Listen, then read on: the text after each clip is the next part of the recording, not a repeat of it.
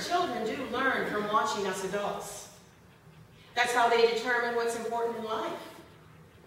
Who taught you to pray? Was it a parent? Or maybe a Sunday school teacher? Or a friend? Who's teaching your kids to pray? You know, when we spend time with God in prayer, we discover not only peace, but also power. We discover strength, but also sensitivity. We discover patience, but also a strange passion to make our lives count for something. I don't know if you've heard of Roland Hayes and his demonstration of faith in a very, very difficult situation. Listen to the words of this amazing black singer.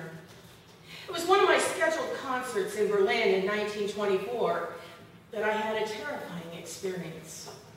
The French were occupying the Rhine and were policing it with Negro troops, and German indignation was running high. I was in Prague.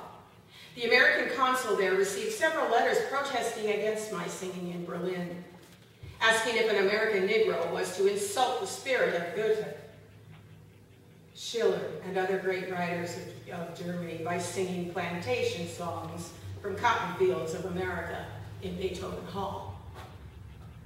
The consul advised me not to go to Berlin. However, I went. On the night of my concert, I took a closed taxicab with my accompanist to Beethoven Hall. The hall was packed with people, with hundreds standing.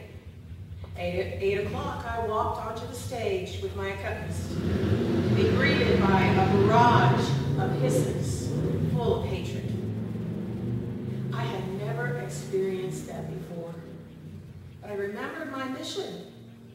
I did then what I have always done at the beginning of a concert.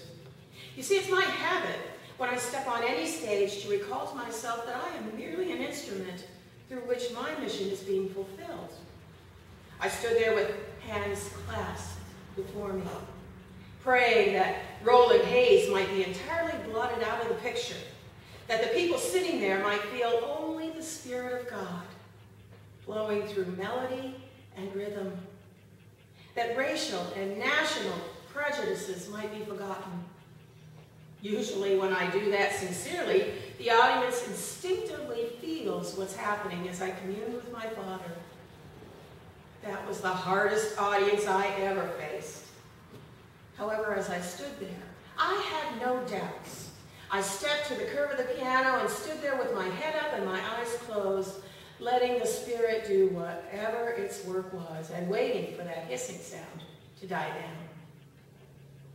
2 minutes, 3 minutes, 4 minutes, 5, on to an interminable 10 minutes. The hissing continued. I waited for silence. Would it ever come? 10 minutes passed and the hissing and stamping of feet stopped abruptly. I spoke to my accompanist without turning my head from the audience and asked him to take from his music case Schubert's "Thou Art My Peace." It begins softly, in almost a whisper. As the clear notes of the song floated over the crowd, a silence fell on them. It was not a personal victory. It was the victory of a power which is greater than I am, and it subdued the hatred in that audience. This is prayer at its best. That kind of prayer has the power to transform the entire world. We need that kind of prayer in this church today. Such prayer once turned the world upside down, and it can turn our world upside down as well. It can change our church. It can change you and me as individuals. As Fulton Alsper said many, many years ago, the hope of the world in this atomic age lies not in physics, but in prayer. Can you get amen?